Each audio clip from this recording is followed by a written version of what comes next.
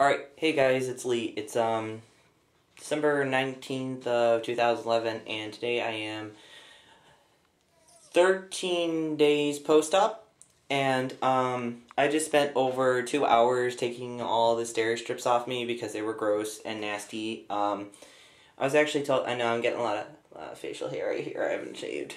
I'm like, I don't have to go to work, and so there's no need, so I'm not.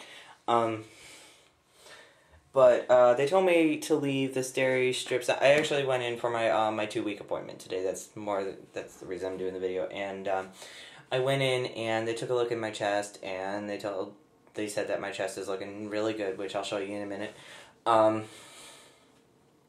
And they were telling me to let the steri strips fall off, but they were getting so gross and so nasty that I just couldn't I couldn't leave them on anymore. So I took them all off, and I'm gonna start applying and they wanted me to put like this medical tape on, but when I removed the medical tape in order to get to some of the steri strips, it took the scabbing off of the scar line that I was starting to form. So I decided, you know what, I'm not gonna do that because I see it as being more hurtful than helpful. So I just didn't do it. And I'm just going to start doing scar applications and the scar strips because the scar away strips, and because I think the scar away strips are adhesive like, and they'll do essentially the same thing, so I'm not even going to worry about that. Unfortunately, I thought that I wasn't going to have to wear any more compression on my chest.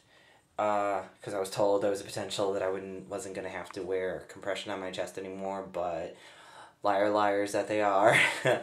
I have to wear 2 more weeks, so the binders that I was going to do as a binder giveaway, I have to keep for 2 more weeks, and then I will be getting rid of all of but 2, because I'm going to have a binder burning, and yeah, so I'm trying to think if there's anything else before I show you my chest. I don't think so. So, let's do the show and tell. Okay, so there is my chest without all the steri strips on. I'm actually really pleased with the scarring, like, so far, even because it's not as red as I've seen a lot of guys do, like how they start off. So I have like really high hopes for it, for it to be able to fade a lot, especially right in here. I don't know if you were able to tell in my initial video that I did, but my nipple started off as like pure black, like the little bit that you can see right in here, that's how the whole thing was. So the grafts took, obviously, which was actually one of the fears I had, because I saw a guy where his grafts didn't take, and his nipples turned like pure white, so he ended up having to like have his nipples tattooed to get the coloring. There is still 1 or 2 stitches in there, but they told me that would come. Oops, sorry. There's still 1 or 2 stitches in there, but I was told that those will just come out over time. If not, I will cut them out, because, or maybe they'll just take them out eventually. And so, I mean, there's still a little bit of scabbing on this one, but they just look really good. I think, oops, wrong direction overall.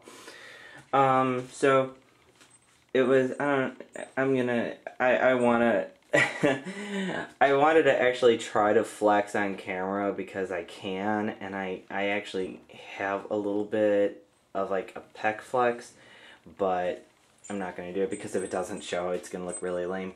So tonight starts the regimen. Let me turn around. Ooh. Okay. So tonight starts the regimen of Vaseline with the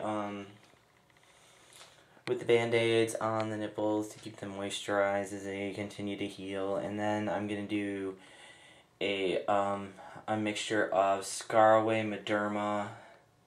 And there's one more scar treatment, and I'm gonna put that on and massage it in, and so like this one part of my chest right here will start to go down.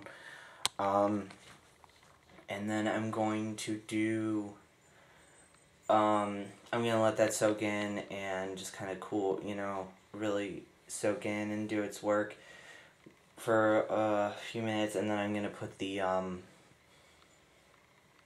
strips on and hopefully get some really good results out of it. There is somebody who did a results of Scaraway strip video, and it turned, and he, like, the redness went away, and I mean, he looked really good. Oh, I didn't tell you about this one thing. That's down here, this pucker that's right in here that I was so worried about, and that's been hurting and has continued to hurt since surgery day. I mean, I still can't do as much with this arm and do as much weight with this arm as I could with my left, which is very strange for me. So, but I guess what he ended up telling me is that this is the end. This is the ending of my suture line down here, and that's where he actually had to, like, you know, end my suture line and tack it in so it wouldn't move anywhere. So I go back at my 3 months, which is in March, and he said that if it's not better by then, he would, you know, we'll see what we can do about it. But he said to deal with it for now, which is just annoying, but, you know, I understand. You just kind of gotta let some things work, because sometimes they fix themselves. Body's an amazing thing.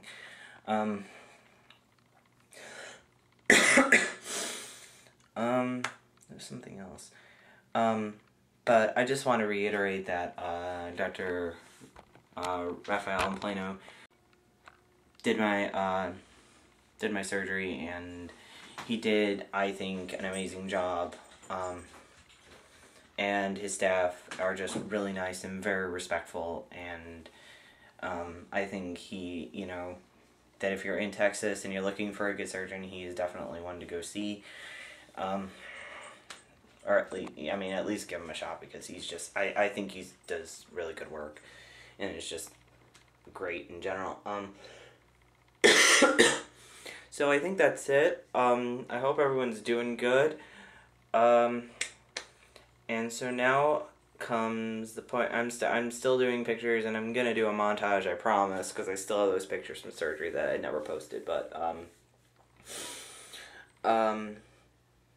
But now I'm actually starting to look up stuff to do my gender change, so that's gonna be a whole another set of videos, because I'm actually living in Texas but was born in Illinois. It's gonna be very interesting to see how the two states are gonna end up working together. So anyway, I hope you're all doing good, and I'll talk to you soon.